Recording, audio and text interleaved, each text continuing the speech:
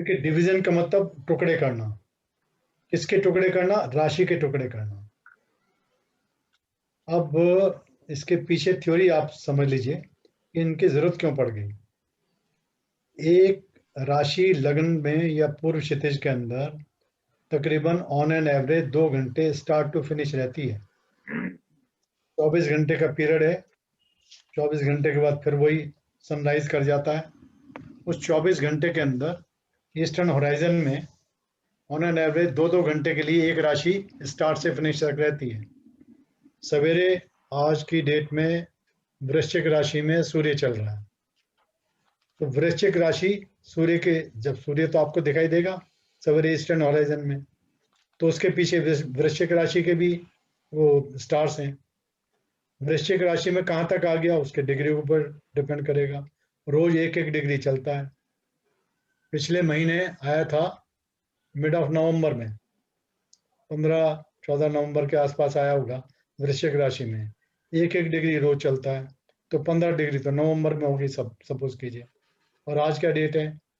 आज 12 है, तो 11 डिग्री तो और हो गई। 13 ऐसे, हाँ 13 है, तो 12 डिग्री और ऐड कर दीजिए, तो 15 और 12 27 डिग्री। तो सूर्य वृश्चिक राशि में 27 डिग्री के ऊपर आज राइज कर रहा था जब आपने देखा। 2 या 3 दिन के बाद में राशि चेंज हो जाएगी, अगली राशि आ जाएगी। अब ये राशि, जो बच्चा सवेरे पैदा हुआ है, मान लिया 6 बजे का टाइम है, 6:30 का जो भी सनराइज का टाइम है, उसके लगन के अंदर वृश्चिक राशि आएगी। पर जो आधे घंटे के बाद पैदा होगा, क्योंकि 3 ही डिग्री बची हुई, अगर 27 डिग्री पर राइज कर रहा है वृश्चिक राशि में, तो 1 डिग्री चलने में 4 मिनट का समय। 12 मिनट के बाद में फिर वो वृश्चिक राशि ऊपर आ गई और वहां से निकलनी शुरू हो गई धनु राशि। तो आधे घंटे के बाद में धनु राशि स्टार्ट हो रही है, या 12 मिनट के बाद में हो रही है, या 15 मिनट के बाद में हो रही है। फिर 2 घंटे वो रहेगी। तो जो बच्चे, मान लीजिए 6:30 बजे सूर्योदय हुआ और 6:45 से लेकर के 9:45 तक रफली जो बच्चे पैदा होंगे, उनके लगन के अंदर 9 नंबर राशि आ गई। उससे अगले 2 घंटे में 10 नंबर राशि, फिर 11 नंबर राशि, फिर 12 नंबर राशि, 1 2 3 4 इस तरह से करके 12 की 12 राशियां आती हैं रोज। 2 घंटे रहती हैं। 2 घंटे में तो बहुत सारे बच्चे पैदा हो गए। एक शहर के अंदर कहें, शहर के आसपास भी कहें, उन सबकी कुंडली एक ही जैसी बनेगी। जो प्लेनेट जिस राशि में है उस राशि में रहेगा। 2 घंटे कोई जरूरी नहीं कि कोई प्लेनेट अपनी राशि चेंज कर रहा है। हो भी सकता है कोई चेंज कर रहा हो, तो कोई एक प्लेनेट होगा जो बॉर्डर लाइन पर आ गया और अभी राशि चेंज कर रहा है। पर जनरली आप देखेंगे कि जो बच्चे पैदा हो रहे हैं with in A span of 2 hours, उनकी एक जैसी कुंडली है। पर लाइफ आप अगर एक्चुअल देखना चाहेंगे तो एक जैसी मिलती नहीं है। कुंडली तो एक जैसी है, लाइफ डिफरेंट है। आप समझ रहे हैं इस बात को? एक जैसी इसका कुंडली के क्या why are they different sir? इसका आंसर क्या सर? और चलिए मैं इससे आगे चलता हूँ, आंसर पे भी आएंगे। और 2 बच्चे जुड़वा पैदा हो गए, उनके तो टाइम में भी 5-10 मिनट का फर्क होगा बस। जुड़वा बच्चे हो गए, उनकी लाइफ भी एक जैसी चलेगी, क्या ये पॉसिबल है? अगर नहीं, आपको या पता हो, जरूरी नहीं। उनकी लाइफ भी डिफरेंट होती है। ये एक वीकनेस होगी ज्योतिष की। को कैसे सॉर्ट आउट करें? इसके लिए ये डिविनल चार्ट्स का प्रोविजन किया गया था कि भाई जब कुंडली को आप देखें तो खाली बर्थ चार्ट को ना देखें, कुछ और चार्ट भी आपको साथ में लगा लेने चाहिए, तब आप किसी रिजल्ट के ऊपर आएंगे। देखिए, पामिस्ट्री में एक एडवांटेज है, कभी भी लेफ्ट राइट भी एक जैसा नहीं होता हाथ। अगर उसकी रेखाएं आप देखें, उसकी शेप देखें, तो लेफ्ट राइट में भी चेंजेस आएंगे। और जितने लोग हैं आज की डेट में वर्ल्ड के अंदर, मतलब 800 करोड़ की पॉपुलेशन है, तो 1600 करोड़ हाथ अवेलेबल हैं। कोई हाथ किसी से नहीं मिलता, इतनी वैरायटी है। जैसे थंब इम्प्रेशन नहीं मिलता ना एक दूसरे का, इसी तरह से कोई हाथ एक दूसरे से नहीं मिलता है। लेकिन ज्योतिष के अंदर एक जैसे कुंडलियां मिल जाती हैं। उन कुंडलियों में डिस्टिंक्शन करने के लिए डिविजनल चार्ट्स का प्रोविजन किया गया था। उसमें क्या हुआ, एक राशि के फर्दर और टुकड़े कर दिए गए। सबसे तो पाराशर जी ने 16 डिविजनल चार्ट्स इस तरह से प्रपोज किए थे। 16 इंक्लूडिंग बर्थ चार्ट। इन 16 चार्ट्स बनाने का क्या पर्पज था जो लिख करके गए, वो मैं आपको एक्सप्लेन कर रहा हूँ। राशि चार्ट या बर्थ चार्ट 30 डिग्रीज की राशि होती है, 30 डिवाइडेड बाई 1। ये तो इसका स्पैन हो गया 30 डिग्रीज का पूरा। इससे हम जनरल पर्पस देखते हैं, सारी चीजें आप बर्थ चार्ट से देख सकते हैं, जो भी क्वेश्चन आपसे पूछे जाते हैं। इसका फिर दो डिवीजन कर दिए, 30 डिवाइडेड बाई 2, D/2 जिसको कहते हैं डिविजनल चार्ट, 2 नंबर। और इसको हिंदी में कहते हैं होरा चार्ट। होरा का एक मतलब होता है 1 आवर का। होरा का एक मतलब है इंडिविजुअल की ज्योतिष का। और यहाँ जो होरा चार्ट है, ये सेकंड हाउस D/2 का मतलब सेकंड हाउस के लिए ये अलग से एक चार्ट हो गया। तो जनरल पर्पज के चार्ट तो आप देखेंगे, होरा चार्ट से आप सेकंड हाउस को स्टडी करेंगे, थोड़ा स्पेसिफिक हो जाएगा। D3 30 degrees divided by 3, 10 degrees. तो ये दृष्टांत चार्ट आ गया। ये जो थर्ड हाउस है, इसके और स्पेसिफिक रिजल्ट लेने के लिए आप दृष्टांत को भी आपको स्टडी करना चाहिए। D4 चतुर्थांश 30 डिवाइडेड बाई 4, तो कितना हो गया, 7.5 डिग्री के करीब का एक डिवीजन है। चतुर्थांश फोर्थ हाउस के बारे में, यहाँ से प्रॉपर्टी और उसका सब विचार किया जाता है।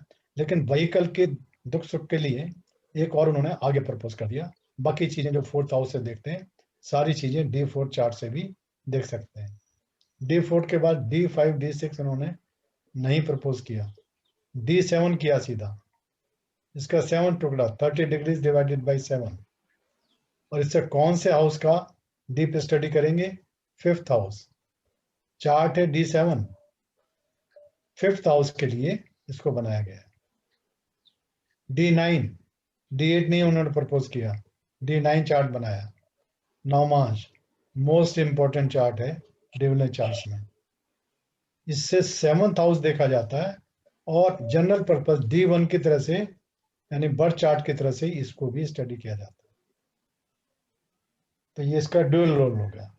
अगर आपको शादी का सुख दुख देखना है तो D9 में क्या प्रोविजन है आपके लिए, उसको आप देख सकते हैं। और जो आपको जनरल पर्पस चार्ट D1 में दिखाई दे रहा है, उसको कंफर्म करने के लिए कि D9 में कुछ चेंज तो नहीं हो रहा, प्लस हो रहा है कि माइनस हो रहा है, उसको मिला करके देखा जाता है। तो D9 is most important divisional chart. South India में तो D1 के साथ D9 की कुंडली आपको रखी मिलती है, उसके बिना आगे प्रोसीड ही नहीं करते। नेक्स्ट चार्ट है D10। D10 दशमांश कहलाता है, क्योंकि 10वां अंश हो गया 30 डिग्री के एक राशि का। ये 10th हाउस प्रोफेशन के बारे में एनालिसिस करने के लिए इसको यूज किया जाता है। D10 D10 के बाद D11 नहीं बनाया उन्होंने, D12 बनाया। इसको द्वादशांश कहते हैं। द्वादश 12th अंश हो गया उसका, एक राशि का, 30 डिग्रीज डिवाइडेड बाई 12। ये माता पिता का विचार करना है। इसमें कोई भाई बहन भी आ जाते हैं, बस मुख्य रूप से इसमें आपको पेरेंट्स के बारे में विचार करना होता है। ये किसी भाव से कनेक्टेड नहीं है, लेकिन 12th हाउस को ले सकते हैं, बीमारी इसके अंदर आ जाती है D12 में। यहाँ तो सिंप्लीफाई करके हमने लिखा हुआ है कि मेन क्या चीज कंसिडर की जाती है। फिर D16 D13 नहीं बनाया, 14 नहीं बनाया, D15 नहीं बनाया, D16 बनाया, जिसको षोडशांश बोला जाता है। षोडश 16 को ही बोलते हैं। तो 30 degrees divided by 16। This is meant for comfort from vehicle. जो सवारी लग्जरी आप इस्तेमाल करते हैं, उससे आप दुखी रहेंगे सुखी रहेंगे। कई बार आदमी गाड़ी तो ले लेता है और उसी की वजह से परेशान रहता है। गाड़ी ली, गाड़ी का एक्सीडेंट हो गया और परेशानी हो गई, हेल्थ खराब हो गई, चोट लग गई, हाथ पैर टूट गए, गाड़ी का नुकसान हो गया, बार बार गाड़ी की वजह से फाइन लग जाता है, कुछ लग जाता है, तो किसी को सुख मिलता है, किसी को कम सुख मिलता है, किसी को दुख मिलता है, किसी को ज़्यादा दुख मिलता है। तो उसके लिए एक अलग से चार्ट उन्होंने प्रपोज कर दिया D16। उसके बाद 17, 18, 19 प्रपोज नहीं किया, D20 पर आगे सीधा विंशांश।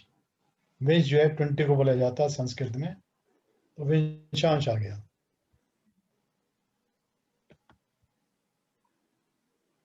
"30 degrees divided by 20, this is meant for spiritual progress." आध्यात्मिक उन्नति कितनी करेंगे, आपका टच है भी या नहीं है। तो अगर उससे रिलेटेड कोई क्वेश्चन पूछा जाता है, तो in addition to study of D1 chart, you are also suppose to go through D20 chart, कि भाई इसमें कितना इसका फल मिलेगा, नहीं मिलेगा, इस लाइन में जा पाएगा, नहीं जा पाएगा, एक्सेट्रा। नंबर 11 पर है D24। D21 नहीं है, D22 नहीं है, D23 नहीं है, D24 जिसको बोलते हैं चतुर्विंशांश, 24वां उसका पार्ट हो गया एक राशि का। 30 degrees divided by 24, this is meant for higher learning, education, achievements. 5th house is meant for higher education, ये उसका सब्सिडरी चार्ट है D24, जो 5th हाउस से आपको दिखाई देता है, whether that is endorsed by D24 chart और नॉट। इसमें वीक है तो उसको वीक करना पड़ेगा, इसमें भी स्ट्रांग है तो हायर एजुकेशन के लिए उसके फल उसको बहुत अच्छे मिलेंगे, ये पर्पज है।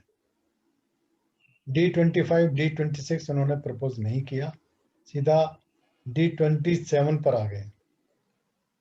D27 का नाम भांज रखा, 27 के लिए ये वर्ड यूज होता है। सप्तविंशांश भी कर सकते थे ऑल्टरनेटली, इसको भांज बोला गया। और 30 डिग्रीज डिवाइडेड बाय 27, ये जनरल पर्पज चार्ट है। ये स्ट्रेंथ और वीकनेसेस ऑफ द चार्ट इससे देखी जाती हैं, बहुत डिटेल इसके बारे में नहीं मिलती, ये राउंड अबाउट वे का है, ज़्यादा इसको यूज में लाया भी नहीं जाता। नंबर 13 पर है D30 चार्ट, त्रिशांश।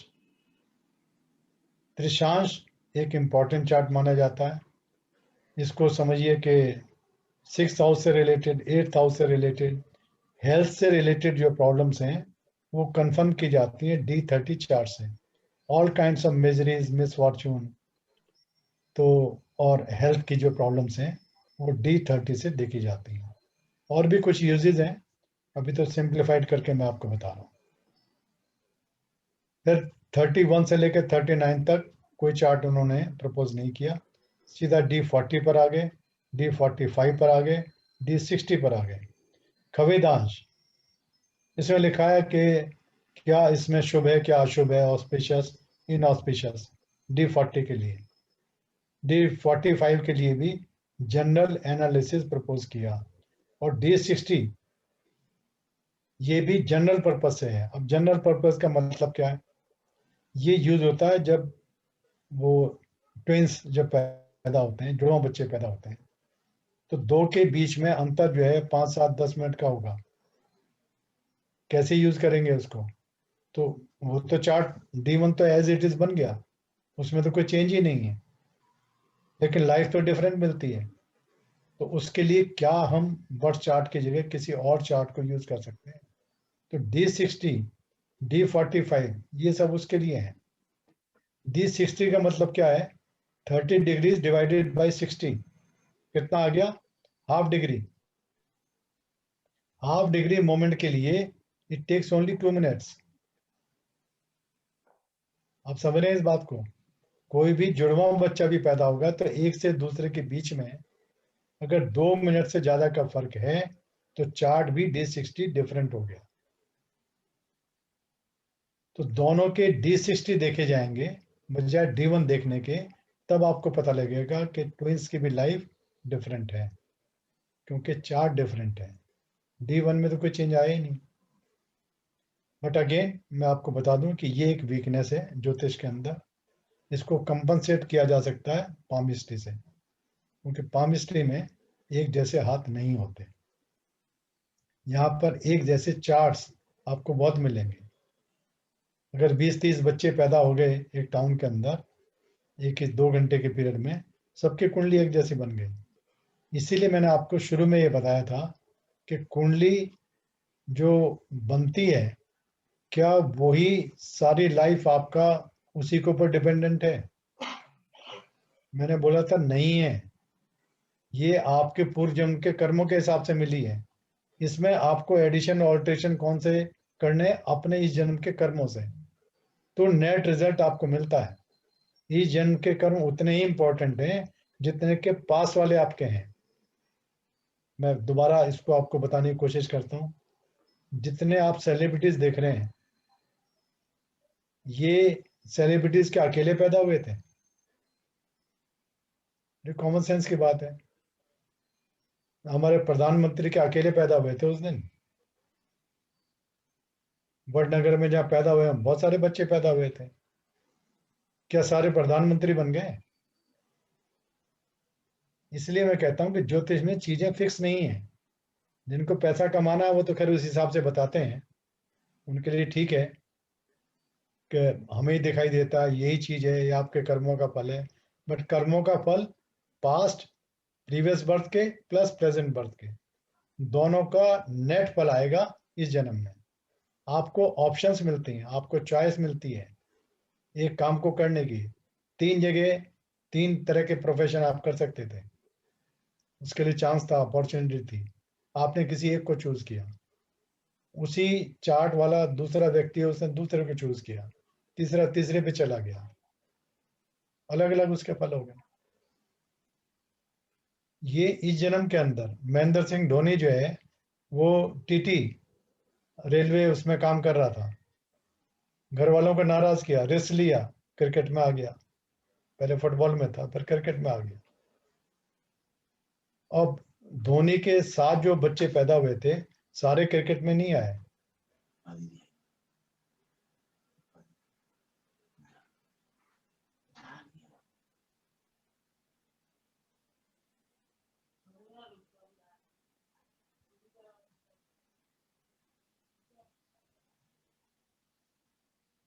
चलिए, तो ये इसमें जो है ना, आपको जो अपॉर्चुनिटीज मिल रही हैं उसमें आपने क्या एक्सरसाइज किया? सचिन तेंदुलकर भी कोई और काम कर सकता था, पढ़ाई कर सकता था, उसने पढ़ाई नहीं की। 10th के बाद तो छोड़ दिया उसने पढ़ाई करना, वो तो स्पोर्ट्स में आ गया, स्कूल स्पोर्ट्स में, फिर वो कॉलेज में, फिर वो टीम में आना शुरू हो गया। 16-17 साल में तो नेशनल टीम में आ गया।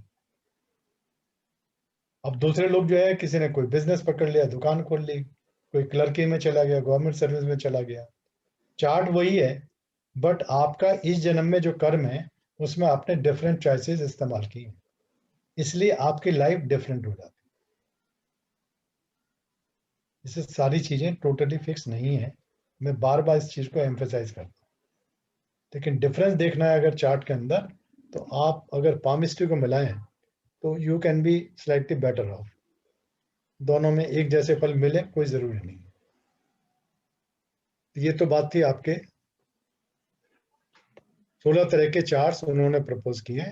इसमें से भी 6 चार्ट या 7 चार्ट ज्यादा इंपॉर्टेंट है।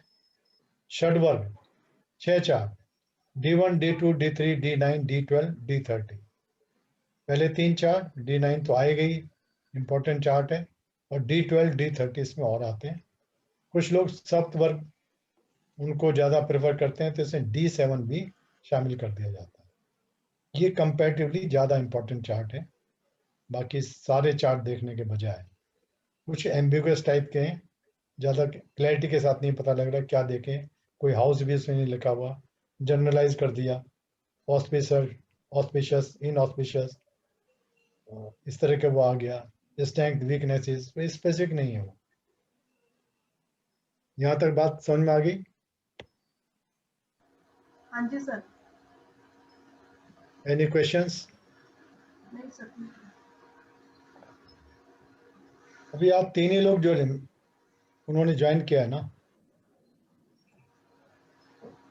अभी 3 ही लोग हैं कनेक्टेड है ना इस समय? हाँ जी।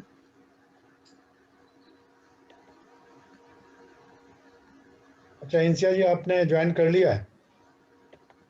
जी सर, अभी चलिए एक एग्जांपल हॉरोस्कोप लेते हैं। मैं इससे नेक्स्ट टाइम थोड़ा फिर दोबारा इसको रिफ्रेश कर दूंगा, रिपीट कर दूंगा, क्योंकि मेजोरिटी तो आज आई नहीं है। पता नहीं संडे को छुट्टी कैसे मान ली। ये एक एग्जांपल हॉरोस्कोप है, आपके बुक के अंदर भी यही दिया हुआ है। इसके बेस के ऊपर कैसे चार्ट बनते हैं, डिविजनल चार्ट कैसे बनाए जाते हैं, वो मैं आपको बता रहा हूँ। और ये बनाने के लिए आपके पास जो एस्ट्रोलॉजिकल टेबल वाली जो बुक है वो आपको चाहिए, उसके बिना नहीं बना पाएंगे। सारा कुछ नोट से नहीं मिलेगा आपको। और उसमें इंडेक्स पेज के ऊपर देख लीजिए, डिविजनल चार्ट्स नंबर 15 आइटम है और पेज नंबर 115 पर है। 10 मिनट के बाद ये री लॉगिन नहीं करेंगे। मुझे लगता है कि भाई काफ़ी कम लोग हैं आज, तो मैं नेक्स्ट टाइम इसको रिपीट कर दूंगा। अभी जितना हो जाएगा वो मैं आपको 10 मिनट में करा देता हूँ। ठीक है, आपने निकाल लिया डिविजनल चार्ट, 115 पेज इंग्लिश वाले पर। तो ये इन टेबल्स को यूज करके आपको चार्ट बनाने होते हैं। एक एग्जाम्पल के तौर के ऊपर हमने कुछ चार्ट यहाँ पर आपके लिए बनाए हैं। बर्थ चार्ट वो हमारा बेस है, उसके बेसिस के ऊपर डिविजनल चार्ट बनते हैं। बनते कैसे हैं, थोड़ा सा पिक्युलर चार्ट है D2। जैसे टेबल बनाई गई है वो थोड़ा कंफ्यूजिंग टाइप की लग रही है। यहाँ 115 पेज आप निकाल लीजिए। लेफ्ट टू राइट 12 राशियां लिखी हुई हैं, एरीज से लेकर के पाइसेस तक, मेष राशि से लेकर के मीन राशि तक। और इधर वर्टिकली देखें तो दो डिवीजन है, 0 से 15 और 15 से 30। क्योंकि D2 चार्ट है तो दो डिवीजन हो गए 30 डिग्रीज के। फिर हर एक के नीचे यहाँ पर आपको वर्ड दिखाई दे रहा है, sun moon sun moon sun moon. SU का मतलब सन, MO का मतलब मून।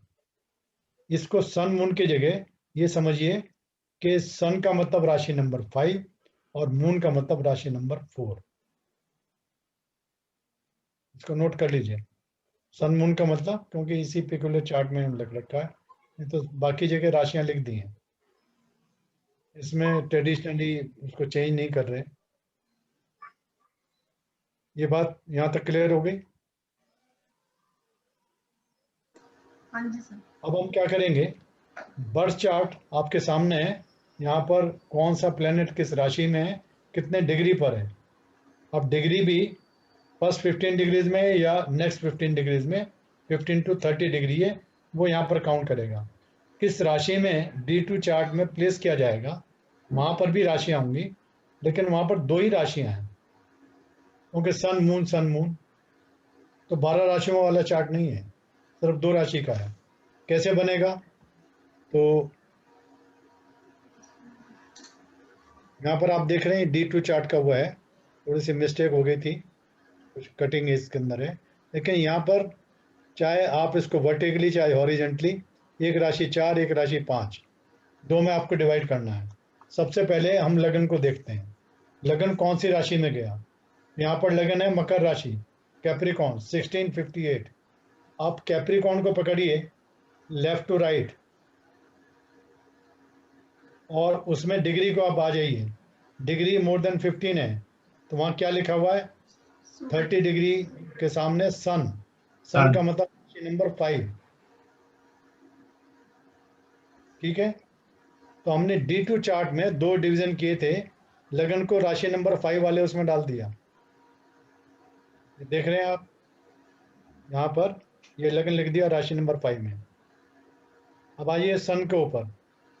सन जो है राशि नंबर 5 में है, क्योंकि 4 25 28 लिखा है, तो चार राशि तो कंप्लीटेड है, तो 5 नंबर राशि में है। यहाँ भी देखिए 5 नंबर राशि में सन लिखा हुआ है बच्चा। तो 5 नंबर राशि में देखेंगे 25 28। अब 5 में लियो पर आइए और सेकंड कॉलम 30 डिग्रीज वाला, वहाँ लिखा हुआ है मून। मून का मतलब राशि नंबर 4। तो हमने यहाँ D2 चार्ट के अंदर राशि नंबर 4 जहाँ पड़ी है वहाँ पर सन लिख दिया। करेक्ट। अब मून पर आते हैं। मून जो है 02606, तो ये मेष राशि में है, 1 नंबर राशि में 12 राशियां कंप्लीट हो गई हैं। यहाँ से भी आप देखेंगे मून जो है 1 नंबर राशि में लिखा हुआ है। तो 1 नंबर राशि एरीज, एरीज के अंदर आपको 2606 पर जाना है, यानी सेकंड कॉलम पर, वहां मून। लिखा हुआ है। तो 4 नंबर राशि में हमने मून। मून को भी लिख दिया। फिर मार्स 5 नंबर राशि में 1927, तो लियो राशि के अंदर आई है। 1927 का मतलब 30 डिग्री वाला कॉलम, वहां मून लिखा है, इसका अंदर 4 नंबर राशि, तो मार्स भी 4 नंबर राशि में आ गया। मरकरी 6 नंबर राशि 1401, तो आपने वर्गो पकड़ा और ये अप टू 15 डिग्रीज है, तो पहले वाली उसमें रोक आ गया, वहां लिखा है मून। ठीक है, मून लिखा है ना, तो मरकरी जो है वो भी 4 नंबर राशि में आ गया। फिर जुपिटर, जुपिटर की राशि कौन सी है बर्थ चार्ट में? 1 नंबर राशि एरीज, और 5 डिग्री 8 कला का है, तो 1 नंबर राशि पर आए एरीज पर, 5 डिग्री का मतलब पहले अप टू 15 डिग्री, वहां लिखा है सन। सन का मतलब 5 नंबर राशि में चला गया, तो 5 नंबर राशि में जुपिटर लिख दिया। फिर वीनस 6 नंबर राशि में, तो 5058 6 नंबर राशि में देखिए पहले कॉलम में आ जाएगा, वहां लिखा है मून। वीनस भी 4 नंबर राशि में हमने लिख दिया।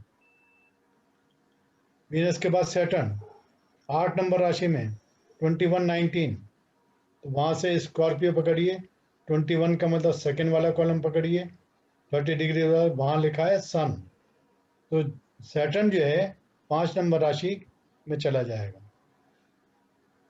राहु केतु, तो राहु जो है 12 नंबर राशि में पाइसेज में चलिए, 9 डिग्री का है, वहां लिखा है मून, मून में आ गया, 4 नंबर राशि में राहु लग गया। जब केतु देखा तो वर्गो राशि में 6 नंबर राशि, उसके भी 9 डिग्रीज है, वो भी मून में आ गया, तो राहु और केतु डिविजनल चार्ट में दोनों एक ही राशि में आ गए। ये डिविजनल चार्ट बना, कैसे देखेंगे वो बाद में डिस्कस करेंगे, अभी तो आप कंस्ट्रक्शन वाली पार्ट है। कोई क्वेश्चन यहाँ तक? ये मुश्किल काम नहीं है, बहुत आसान है, कॉन्सेप्ट आपको समझना कि बनता कैसे है।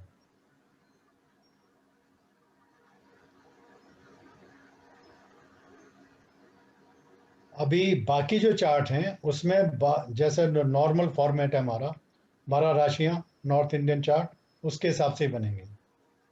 एक चार्ट हम इसमें जितना हो जाए ले लेते हैं, अगर ये 10 मिनट का पीरियड पूरा हो गया तो अभी छोड़ देंगे, अगली क्लास के अंदर मैं दोबारा से इसको कंटिन्यू करूँगा नेक्स्ट सैटरडे।